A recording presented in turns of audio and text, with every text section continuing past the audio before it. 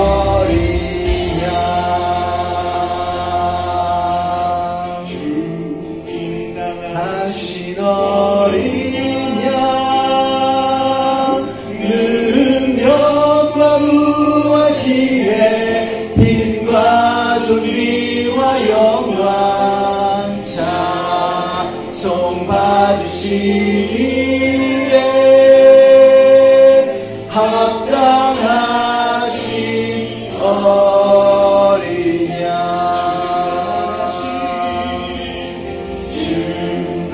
충만하신 어린 양 능력과 무화지에 힘과 존귀와 영광 찬송 받으시기에 합당하신 어린 양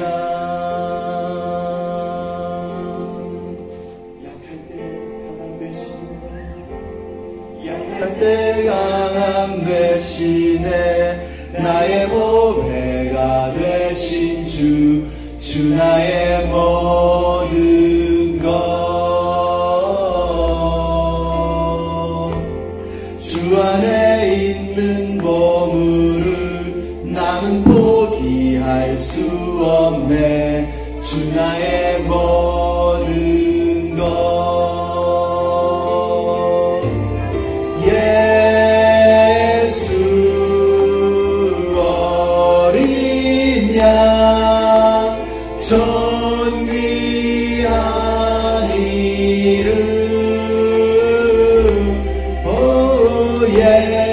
예수 어린 양 존귀한 이름 약할 때 강함 되시네 나의 보배가 되신 주 나의 모든 것 주 안에 있는 보물을 나는 포기할 수 없네 주 나의 모든 것 예수 어린 양 존귀한 이름 예수 어린 양 존귀한 이름 예수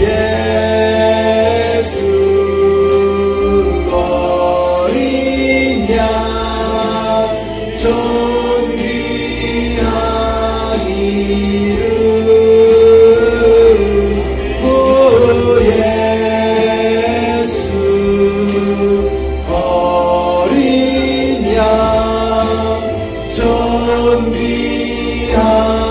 이름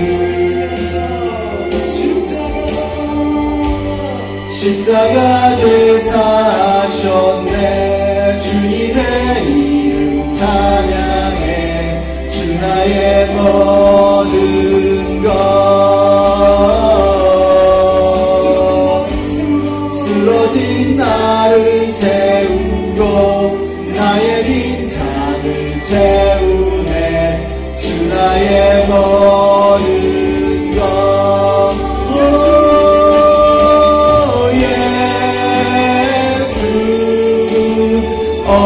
어린 양 존귀한 이름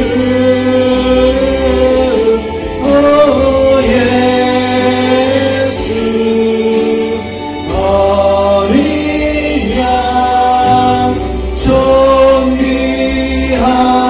이름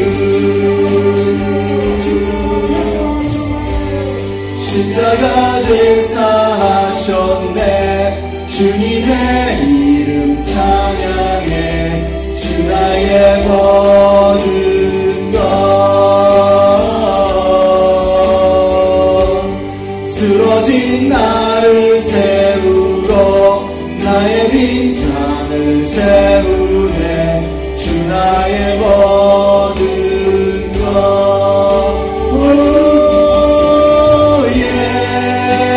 예수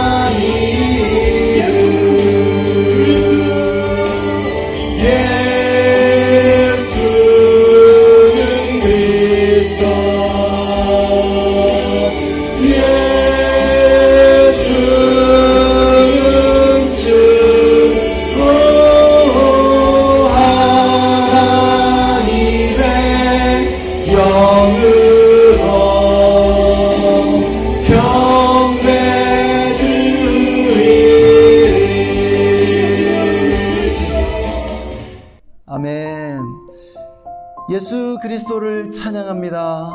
우리의 죄짐을 지고 십자가에 달리신 예수 그리스도께 모든 영광과 찬양을 올려드리기를 원합니다.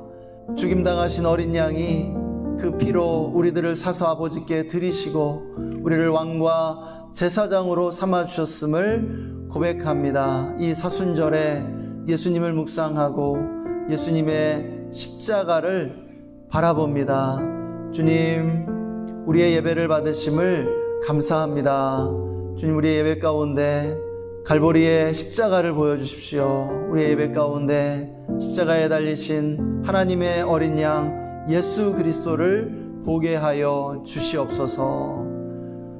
오늘도 함께 예배하는 우리 양관 집사님, 최희선 집사님 가정, 주님 또 우리의 가정 축복해 주시고 늘 돌보시며 필요를 공급해 주시고 모든 문제들을 해결해 주시기를 원합니다. 늘 평강의 평강으로 인도해 주시고 우리의 자녀들이 학교에서 잘 적응하며 좋은 선생님과 좋은 친구들을 만나 행복한 학교 생활을 할 수 있도록 늘 축복해 주시고 인도하여 주시옵소서. 주님, 수원을 거룩한 도시가 되게 해 주시고 또 우리나라를 평화의 나라로 인도해 주옵소서. 모든 영역들에 하나님의 진리가 계시되고 진리의 기반 위에 또 모든 영역들이 새롭게 될 수 있도록 부흥을 허락해 주시기를 원합니다. 또한 남과 북의 평화 통일을 주시고 북녘의 동포들을 붙들어 주시기 원합니다. 우크라이나의 전쟁의 비극이 속히 끝나게 해주시고 또 가난하고 굶주린 이들 주님께서 찾아가 주셔서 일용할 양식을 공급해 주시기를 원합니다. 선교지와 선교사님들 기억해 주시고 축복하여 주옵소서. 오늘도 주님의 말씀을 들을 때 주님 우리에게 주의 음성을 들려주시고 우리 모두가 큰 은혜 받게 해주시기를 원합니다. 감사드리며 존귀하신 주 예수님의 이름으로 기도했습니다. 아멘. 할렐루야. 이 시간 오늘 우리에게 주시는 하나님의 말씀은 여호수아 1장 8절 그리고 시편 16편 8절의 말씀입니다. 우리 다 함께 한 목소리로 이 말씀 읽겠습니다. 시작. 이 율법책을 내 입에서 떠나지 말게 하며 주야로 그것을 묵상하여 그 안에 기록된 대로 다 지켜 행하라. 그리하면 내 길이 평탄하게 될 것이며 내가 형통하리라. 내가 여호와를 항상 내 앞에 모시며 그가 나의 오른쪽에 계심으로 내가 흔들리지 아니하리로다. 아멘. 할렐루야. 우리를 날마다 말씀의 샘으로 인도해 주시는 성부, 성자, 성령 하나님을 찬양합니다. 감리교의 창시자인 요한 웨슬레는 성직자들에게 고함이라는 그 글을 통해서 논리적 사고의 중요성을 강조했습니다. 우리 그리스도인들에게 성경 다음으로 중요한 것이 무엇이냐라고 할 때 논리학이라고 할 수 있다는 것이죠. 논리적으로 사고하는 것이 매우 중요하다라는 것이에요. 우리가 읽고 있는 이 성경이 얼마나 논리적입니까? 예수님의 말씀이 또 얼마나 논리적입니까? 하나님의 말씀에는요, 또 예수님의 그 가르침에는요, 모순이 없습니다. 억지가 없습니다. 그래서 성경을 읽다가 그리스도인 된 사람이 그렇게 많다는 것이죠. 우리가 역사를 보면 우리나라의 첫 번째 천주교 신자들이 되었던 사람들은 선교사에게 복음을 듣고 이렇게 신자가 된 것이 아니었어요. 성경을 읽다가 믿음을 갖게 된 사람들이었습니다. 그리고 그들이 북경에 가서 그 예수의 선교사들을 찾아가서 세례를 달라고 그렇게 했던 것이죠. 또 처음 개신교 신앙을 받아들였던 사람들도 어떤 사람들이냐면 성경을 읽다가 믿음을 갖게 된 사람들이었습니다. 그것이 역사에 다 나와 있어요. 중요한 것은 무엇이냐면 우리가 인간으로서 생각해야 한다는 사실입니다. 여러분, 생각하고 또 생각하십시오. 우리는 생각을 해야 합니다. 많은 이들이 착각하는 것이 있는데요. 자기가 생각을 잘 한다고 하는 그러한 착각입니다. 사실 그렇지가 않죠. 우리가 주변을 이렇게 보면은요, 생각 없이 말하고 생각 없이 사는 사람들, 비합리적으로 생각하고는 그것을 맹신하는 사람들, 비논리, 무논리로 억지를 부리는 사람들이 너무 많다는 것이죠. 예. 논리적인 설득보다는 고집을 부리고 자기 생각을 강요하는 그러한 사람들입니다. 제가 언젠가도 그 말씀을 드렸지만 학교에서는 말하는 법을 주로 가르칩니다. 말을 어떻게 해야 하는가, 말을 잘하는 법을 가르치는 게 목적인 것 같아요. 그런데 말하는 법보다 듣는 법이 훨씬 중요하죠. 그리고 듣는 법보다 훨씬 중요한 것이 있는데 그것은 생각하는 법입니다. 그래서 우리의 자녀들이 학교에서 무엇을 배워야 하느냐? 생각하는 법을 배워야 한다는 것이죠.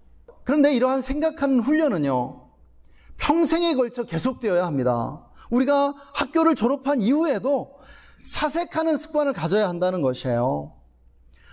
파스칼은요, 인간을 생각하는 갈대라고 말했죠. 예. 광대한 우주에서 인간은 아주 연약한 존재, 갈대와 같다라는 거예요. 그런데 그 갈대가 어떤 갈대냐면 생각하는 갈대라는 것이죠. 사실 인간을 죽이는 것은 굉장히 쉽다라고 말합니다. 예, 이 거대한 우주에서요. 그런데 인간이 이 거대한 우주보다도 더 존엄한 존재일 수 있는 것은 인간은 생각하기 때문이라는 것이에요. 그래서 그는 그의 대표적인 팡세에서 인간의 존엄성은 모두가 그 생각하는 활동 안에 있는 것이라고 말하고 있죠. 그러므로 생각하는 법을 배우고 제대로 생각하기 위해 최선의 노력을 다해야 한다고 주장하는 것을 우리는 보게 됩니다. 여러분, 파스칼이 어떤 인물이었습니까? 그는요, 1600년대 사람이거든요. 예. 거의 500년 전 사람이죠. 그런데요, 그가 오늘날 컴퓨터의 원리를 발견한 수학 천재였습니다. 천재적인 수학자이자 철학자였죠. 수학 역사상 최고의 그러한 천재가 될 수 있을 뻔한 사람이었습니다. 사실은 39살에 요절했기 때문에 그렇게 되진 못했지만요. 그는 그 마차 사고를 당해서 생과 사의 경계를 넘나들면서 하나님을 깊이 만나게 됩니다. 그는 거듭난 크리스찬이었고요. 그리고 그러한 경험을 한 이후에 죽기 전까지 그 썼던 책이 팡세라는 책이었고 미완성 책이었죠. 사랑하는 여러분, 인류 역사의 발자취를 남긴 사람들이요, 위대한 인물들이요, 예, 철학자, 위대한 정치가나 어떤 그러한 과학자들이요, 여러분, 그러한 사람들에게는요, 공통된 하나의 습관이 있었다는 것이에요. 그것이 무엇이냐면은 사색하는 습관이었습니다. 파스칼도 그랬고, 철학자들은 대부분 다 그랬고요. 철학자가 아니더라도 인류 역사의 발자취를 남긴 사람들은 다 그런 습관이 있었어요. 사색하는 습관이요. 규칙적으로 산책을 하면서 사색했죠. 아니면 골방에 홀로 앉아서 사색하는 그러한 습관을 길렀습니다. 그래서 인류의 위대한 발견이나 발명, 철학적 통찰들이 모두 사색으로부터 나왔다고 할 수 있을 것입니다. 여러분, 오늘 여러분에게 말씀드리고자 하는 것은 바로 그것입니다. 묵상인데요. 이 묵상은 그리스도인의 사색인 것이죠. 묵상은요, 하나님 말씀을 가지고 사색하는 것이라고 정의할 수 있겠습니다. 그냥 단순하게 생각하면 돼요. 그래서 생각하는 법을 훈련하는 최고의 방법이 무엇이냐? 묵상이라는 것입니다. 여러분 믿으시기 바랍니다. 예. 오늘 우리가 함께 읽은 이 본문의 말씀은요, 말씀 묵상을 강조하고 있는 본문입니다. 달라스 윌라드는 이 두 구절의 말씀이 2000년 기독교 역사에서 영성 훈련의 가장 중요한 두 개의 본문이라고 가르쳐 주었습니다. 예, 묵상이 무엇입니까? 묵상은요, 우리의 생각 앞에 하나님을 모시는 일이라고 오늘 시편 16편 8절 말씀이 가르쳐 주고 있고요. 그리고 여호수아 1장 8절은 말씀을 재료로 생각하는 것이라고 가르쳐주고 있습니다. 성경을 대하는 방법에는 크게 5가지 방법이 있습니다. 우리가 손가락으로 보면요, 손가락으로 우리가 이 5가지를 짚어보면 묵상, 듣기, 읽기, 공부, 암송이라는 것입니다. 그런데요, 이 중에 성경을 대하는 최고의 방법, 가장 좋은 방법이 무엇이냐? 묵상이라는 것이에요. 엄지손가락이 묵상에 해당된다라고 하는 것입니다.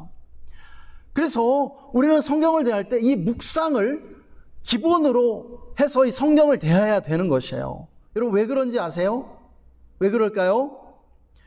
여러분이 성경을 읽어보면 가장 먼저 느끼는 게 뭐예요? 어렵다. 예, 어려워. 라는 그러한 느낌입니다. 예, 당연한 것이에요. 왜요? 성경은요, 하나님의 말씀이기 때문에 어렵고요. 첫 번째로. 또, 이 성경이 기록된 연대가 지금으로부터 3,500년 전부터 2000년까지 1,500년의 기간에 걸쳐서 기록된 것입니다. 그리고 고대 근동을 무대로 해서 기록이 되었죠. 그러니까 시대적으로, 역사적으로, 문화적으로 우리와 전혀 다른 상황 속에서 이것이 기록이 되었어요. 그래서 그 성경을 우리가 읽을 때 이해하기가 어렵다는 것이죠. 최소 2000년 전 이전에 살았던 그러한 고대인들이 기록한 이 성경이 어렵게 느껴지는 것입니다. 그래서 우리가 성경을 읽을 때 반드시 필요한 것이 있는데요. 그것은 무엇이냐면 그 성경을 이해하기 위해서는 잠시 멈춰서는 것이 필요하다는 것이에요. 그냥 쭉 읽어가면 안 된다는 것이죠. 한마디로 묵상이 필요하다는 것입니다. 그래서 이 묵상은 무엇이냐면 이 성경을 많이 읽자는 것이 아니라 조금씩만 읽자는 거예요. 조금씩만 읽고 좀 깊이 이해하자는 운동이라고 할 수 있겠습니다. 이렇게 비유할 수 있을 것 같아요. 성경 읽기는 주마간산, 달리는 말 위에서 풍경을 이렇게 대충 훑어보고 막 지나가는 것과 같다는 것이죠. 그런데 묵상은요, 풍경을 음미하면서 느리게 산책하는 것과 같다고 우리는 비유할 수 있을 것입니다. 그래서 묵상하기 좋은 분량은 딱 한 문단 정도예요.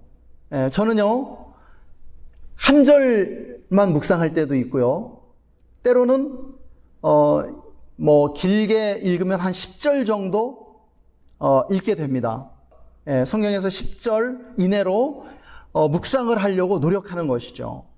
저는 지난 한 해 동안 마태복음을 묵상했습니다.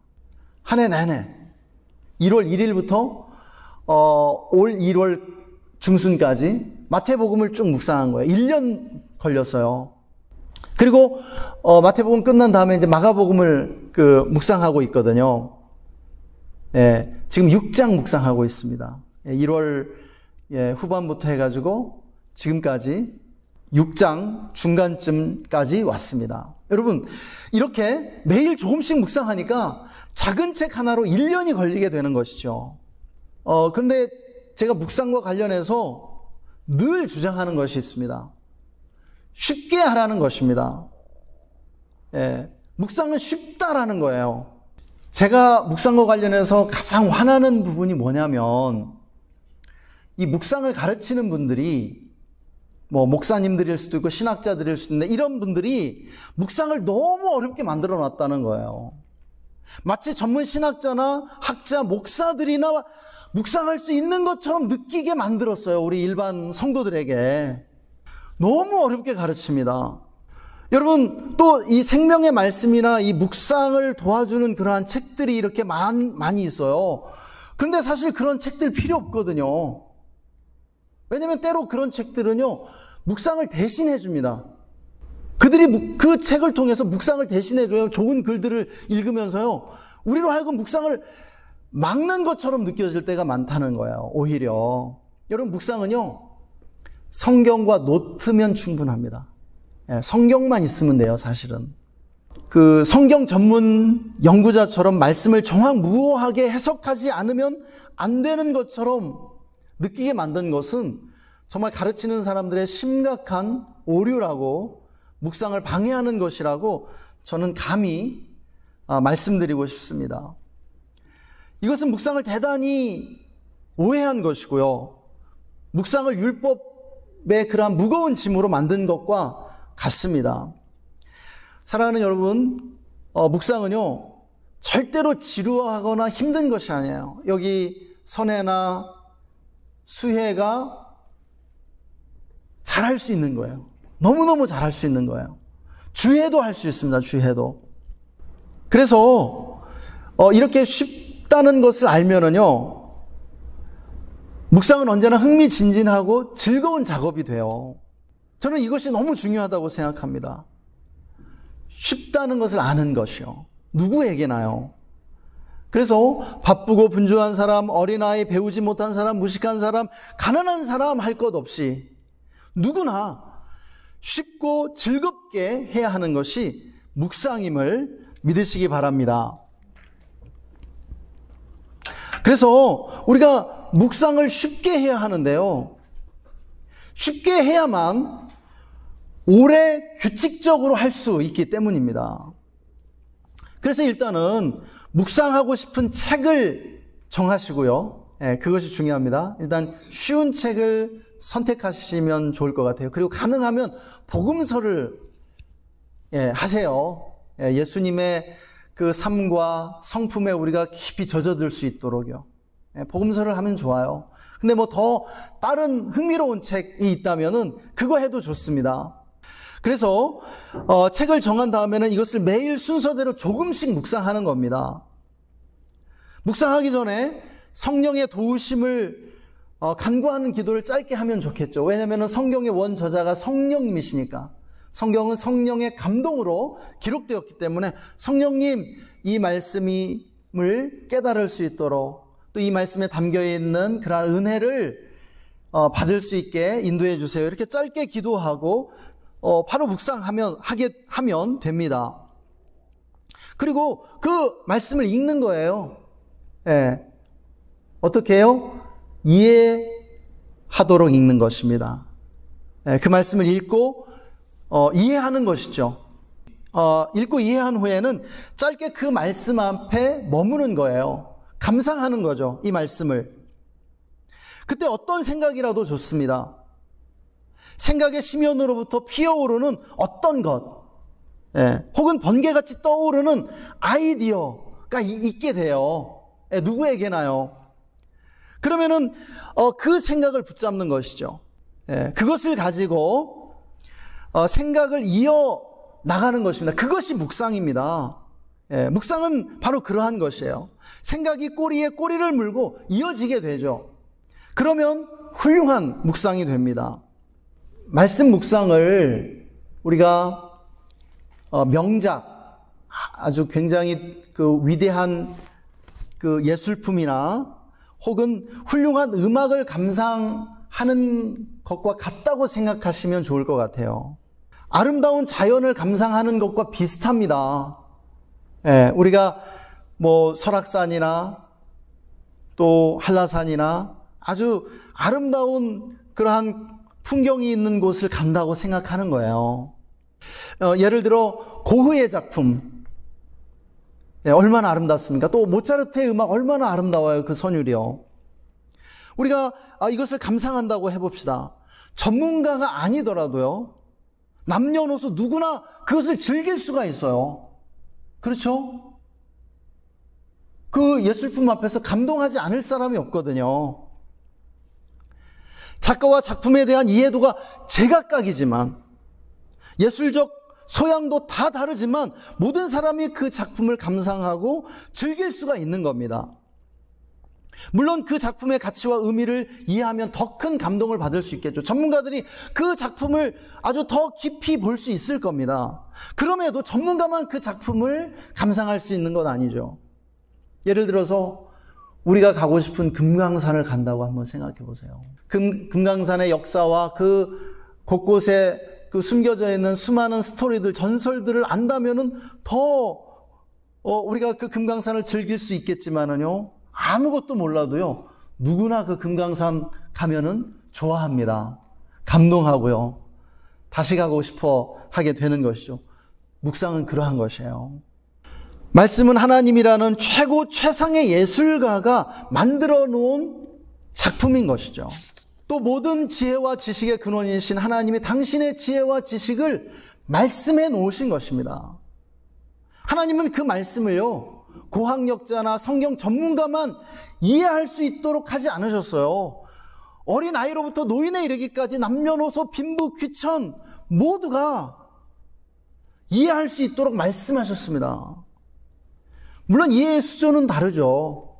각각의 사람들이 그 말씀을 묵상할 때 깊이는 다를 수 있지만 각각 이해의 수준에 맞게 느끼고 경험할 수 있다는 사실입니다. 우리가 하나의 명작을 볼 때요, 감상할 때, 그리고 혹은 아름다운 풍경을 볼 때요, 그것을 보는 장소와 시간 그리고 상황에 따라 그때그때 느낌과 감동의 크기가 다 다릅니다. 예, 우리 집 앞에 서호가 보이는데요, 그 서호를 볼 때 아침에 볼 때와 점심에 볼 때와 저녁에 볼 때가 다 달라요. 내가 행복할 때 그리고 슬플 때 느낌이 전혀 다르죠. 어렸을 때 봤을 때와 또 나이 들어 보는 것이 달라요. 하나님의 말씀이 이와 같습니다. 처음 묵상할 때와 100번째 묵상할 때가 다르고요, 할 때마다 느낌이 제각각이에요. 여러분, 이것이 명작의 특징이죠. 명작은요, 보면 볼수록 좋습니다. 반복할수록 좋은 것이 명작이고 명품이에요. 또 자연세계입니다. 금강산에 한 번 갔던 사람이 다시는 안 가고 싶을까요? 한 번 가봤기 때문에 더 가고 싶어요. 갈수록 더 가고 싶어지는 것입니다. 묵상이 이와 같은 것이에요. 하나님의 말씀의 진리가 이와 같은 것입니다. 묵상은 그냥 그렇게 말씀을 내 나름대로 감상하고 즐기는 것이에요. 하나님이 우리에게 주신 선물인 이 성경을요, 인류 최고의 보물인 이 말씀을 우리가 날마다 꺼내서 바라보고 감상하는 것이죠.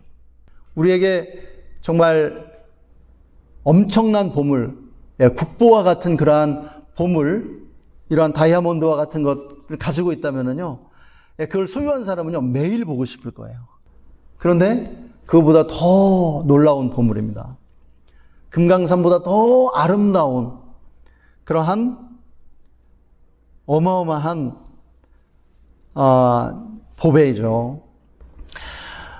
이렇게 우리가 묵상할 때 묵상의 맛을 깊게 하고 향을 강하게 만드는 것이 있습니다. 이것이 없으면 묵상을 규칙적으로 하는 게 어렵다고 할 정도로 중요한 게 있는데요, 그것이 바로 기록과 나눔이라는 것입니다. 우리가 말씀을 묵상할 때 어떤 생각이 떠오르게 돼요. 생각하는 거거든요. 그런데요, 진정한 묵상은 그렇게 떠오른 생각을 발전시키는 겁니다. 계속 생각해 나가는 거예요. 그런데 이 생각이 계속 뻗어나가고 발전하려면 최소한 둘 중에 하나가 필요하다는 것이죠. 기록하거나 나누는 것입니다. 이 둘 중에 하나를 해야 돼요. 여러분, 묵상은 언제 태어나는지 아세요? 노트에 기록하는 순간 묵상이 탄생됩니다. 열매를 맺는 거예요. 그리고요, 그 묵상한 것을 말로 이렇게 나눌 때, 이 묵상이 이렇게 태어나는 겁니다. 완결되는 거예요. 기록하기 위해 펜을 드는 순간요, 노트에 기록하기 시작할 때 말씀을 읽으며 떠올랐던 그 생각이 쭉쭉 자라기 시작해요. 막 정리가 됩니다. 굉장히 이 생각이 풍성해지는 거예요. 여러분도 그 경험을 해야 될 텐데요. 그래서 여러분이 그 글을 쓰려고 할 때 일단 어떻게 시작하냐면, 긴 글 쓰려고 하지 마세요. 내가 오늘 이 묵상한 이 말씀의 감상을 한 두세 줄 정도 감상록을 적는다. 이 말씀을 내가 이렇게 감상했어, 이렇게 묵상했어, 이 말씀이 이런 의미인 것 같아, 이런 생각이 떠올랐어 하는 식으로 두세 문장 간단하게 적을 생각을 하세요. 그냥 성경의 여백, 그 아주 좁은 그 여백에 적듯이. 근데 그것을 노트에 적어보세요. 그러면요, 생각이 굉장히 많아집니다. 그러면서 정리가 되면서 발전하면서 한 페이지가 돼요. 그런 때가 돼요. 그러면요, 여러분이 묵상에 재미를 느끼기 시작해요. 맛을 느끼기 시작하는 겁니다. 드디어 묵상가가 되어가는 것이죠. 무슨 가라고 할 때 그것은 무엇을 하는 사람이라는 뜻이죠. 그런데요, 그것을 아주 전문적으로 하는 사람, 진심을 담아 하는 사람, 정말 꽤 열심을 내서 하는 사람을 의미해요. 묵상가가 되세요, 여러분. 여러분, 이것이 얼마나 중요한지 생각해 보시기 바랍니다. 묵상 노트는요, 사색의 기록이고요, 여러분의 개인적 사색의 역사가 되는 거예요. 그런데 이 기록과 함께 기록만큼이나 묵상을 깊게 만들어주는 것이 나누는 것입니다. 말하는 것이에요. 다른 사람에게 내가 묵상한 것을 나누는 것이죠. 그런데 기록하지 않아도 나누게 되면은요, 이 묵상을 노트할 때 생각이 발전하는 만큼 동일하게 말을 하면서 생각이 발전하는 것을 여러분 경험하게 되실 거예요. 여러분, 사람은요, 글을 쓰면서 생각이 발전하기도 하고요, 말을 하면서 생각하고 그 생각이 이렇게 발전하게 되는 거예요. 모든 사람이 그래요. 둘 중에 하나예요. 글을 쓰면서 생각하든지 말을 하면서 생각하든지요. 별 생각 아닌데 그것을 말로 정리해서 나누게 되면 묵상이 더 깊어지는 것이죠. 그런데요, 묵상을 나눌 때 유의할 점이 있습니다. 우리가 굉장히 유의해야 할 점인데요, 제가 실수했던 겁니다. 젊은 시절에 다. 뭐냐면 절대로 길게 나누지 말라는 것이에요. 나눔이 길어지면은요, 설교가 되고 가르침이 되더라고요. 그런데 이렇게 말을 많이 하게 될 때 제가 묵상 모임을 질식시키더라는 것이죠. 사람들이 질려하더라고요. 제가 막 묵상 모임에서 막 설교를 해버리니까 사람들이 묵상 모임에 흥미를 잃고 묵상 나누는 것에 대해서 굉장히 지루해하고 힘들어하는 것을 보게 됐어요. 그래서 제가 절대로 이렇게 하지 않으려는 것입니다. 현대인들은요, 어떤 특징이 있습니다. 긴 걸 싫어해요. 긴 걸. 다른 사람 말 듣기보다 내가 말하는 걸 좋아합니다. 현대인만 그런 게 아니라 모든 시대 모든 사람이 다 그래요. 그래서 가능하면 묵상을 몇 문장으로 압축해서 이렇게 짧게 나누는 것이 중요합니다. 누구를 위해서요? 서로를 위해서. 그리고 나도요, 그 묵상을 두세 문장으로 정리할 수 있어야 명확해지는 거예요. 아, 내가 오늘 묵상한 게 이거구나. 이렇게 정리할 수 없다면 묵상한 게 아니죠. 사실은 막 중구난방 이렇게 허공에 뜬 생각 했을 수도 있다는 것입니다. 저희 가정 예배를 그렇게 드리고 있습니다. 요즘에 찬양 한 곡 하고요, 주기도문 하고 찬양 한 곡 하고 유튜브로 성경 한 장을 읽습니다. 이렇게 틀어놓고요, 우리가 직접 읽는 것보다 그냥 들으면서 나오는 거야. 드라마 바이블로 한 장씩 이렇게 다 분리해서 이렇게 올려놨거든요. 민수기 몇 장 치면 딱 떠요, 그 말씀이요. 딱 읽고 나서 몇 초만 생각하고 이 말씀 어떤 것 같아? 느낌을 나누는 겁니다. 두세 문장으로요, 짧게. 이것도 묵상입니다. 몇 초간 짧게 묵상하고 나누는 묵상 모임 하는 거죠. 저희는 그렇게 하고 예배를 마쳐요. 한 15분에서 20분 밖에 안 걸립니다. 얼마나 풍성한지 몰라요. 이렇게 짧게 나누는 것과 함께 또 중요한 것이 상대방의 묵상을 교정하거나 가르치려고 해서는 안 된다라는 거예요. 이것이 아주 중요합니다.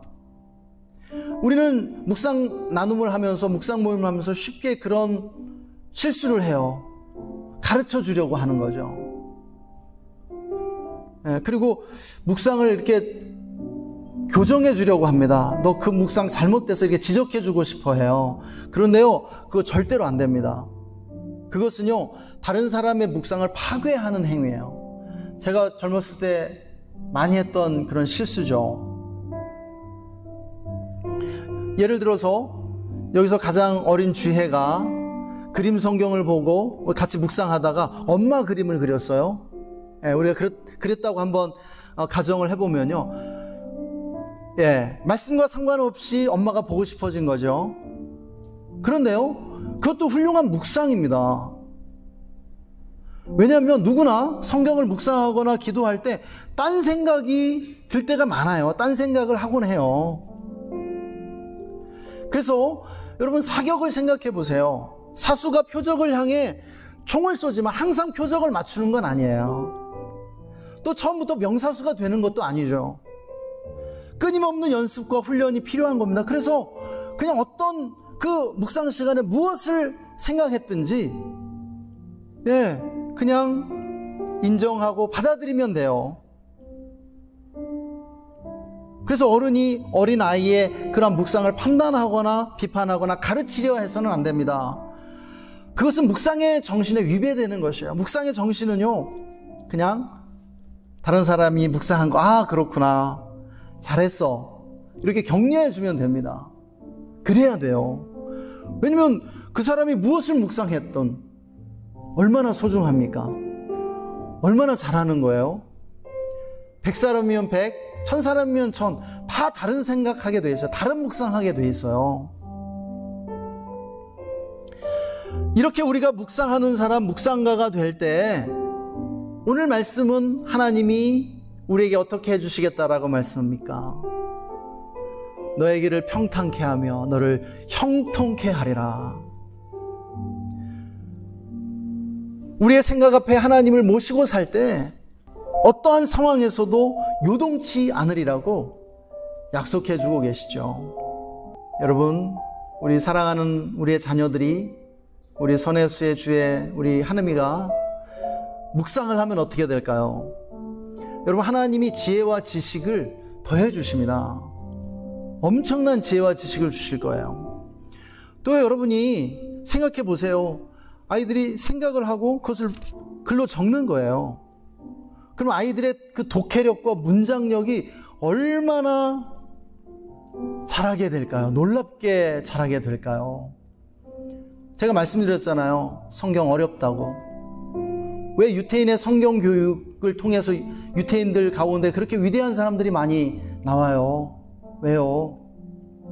이 묵상이 기본이 되는 거예요. 어려운 성경, 어려운 하나님의 말씀을 가지고 묵상하니까 하나님이 그들에게 엄청난 지혜와 통찰력을 주시는 것이죠. 무엇보다 하나님의 음성을 듣고 하나님의 인도하심을 매일 경험하게 될 겁니다. 그리고요, 오늘날 생각해 보세요. 오늘날 사람들이요, 천편일률적으로 생각합니다. 자기 주관이나 개성이 뚜렷하지 않아요. 자기 생각이 없는 경우가 굉장히 많습니다. 그런데요, 묵상을 하게 되면요, 자기만의 창의적이고 독창적인 사고의 세계를 발달시키게 돼요. 얼마나 이 정신세계가 풍요로워질지를 생각해야 됩니다. 자기만의 사고의 세계를 구축하게 되는 것이죠. 그렇게 해야 돼요. 그래서 이제 말씀을 마치면요, 우리 평생에 이 두 말씀을 붙잡으십시다. 그리고 묵상을 실천하기를 원합니다. 사랑하는 여러분, 사실은 우리 모두가 천부적인 묵상가들입니다. 생각하는 갈대로 태어났고요, 학교에서부터 논리적인 사고를 배우고 있어요. 우리 아이들의 지적 수준이 상당합니다. 사실 어려워 보여도요. 하나님 말씀을 이해 못할 사람이 이 가운데 아무도 없습니다. 묵상하기 위해 펜을 드십시다. 이 시간 잠시 함께 기도하겠습니다. 하나님, 오늘도 우리에게 말씀해 주셔서 감사합니다. 하나님, 우리가 말씀 묵상이라는 이 보물을 얻고 우리의 삶의 자리로 돌아가기를 원합니다. 하나님, 복 있는 사람은 하나님의 말씀을 주야로 묵상하는 사람이고, 그들은 시냇가에 심은 나무와 같아서 시절을 따라 과실을 맺으며 그 잎사귀가 마르지 아니함 같아서 그의 모든 행사가 형통하게 된다라고 말씀해 주셔서 감사합니다. 우리가 묵상을 통해 이 말씀에 깊이 뿌리 내리고 말씀에 젖어 살아갈 수 있도록 축복하여 주시옵소서. 하나님, 우리가 묵상가들이 되기를 원합니다. 묵상하는 사람이 되기를 원합니다. 오늘도 우리에게 말씀해 주신 하나님을 찬양합니다. 예수님의 이름으로 감사하며 기도했습니다. 아멘. 지금은 우리의 길과 진리와 생명이 되신 우리 구주 예수 그리스도의 놀라우신 은혜와 우리를 사랑하시며 시냇가에 심은 나무와 같이 묵상하는 삶으로 축복해 주시는 하나님 아버지의 영원하신 사랑하심과 지금 이곳에 계셔서 성경 말씀을 묵상하는 묵상가의 삶으로 인도해 주시는 성령 하나님의 내주 충만 교통 기름 부으심이 오늘 말씀을 듣고 말씀을 묵상하기로 다짐하는 우리 모든 성도님들과 그 가정과 직장과 삶의 현장 위에, 그리고 우리가 주의 교회와 우리나라 대한민국 위에 지금으로부터 영원토록 함께 계시기를 간절히 축원하옵나이다. 아멘. 평화 하나님의 평강이 당신의 삶에 넘쳐나기를. 평화 하나님의 평강이 당신의 삶에 가득하기를 축복합니다. 평화 하나님의 평강이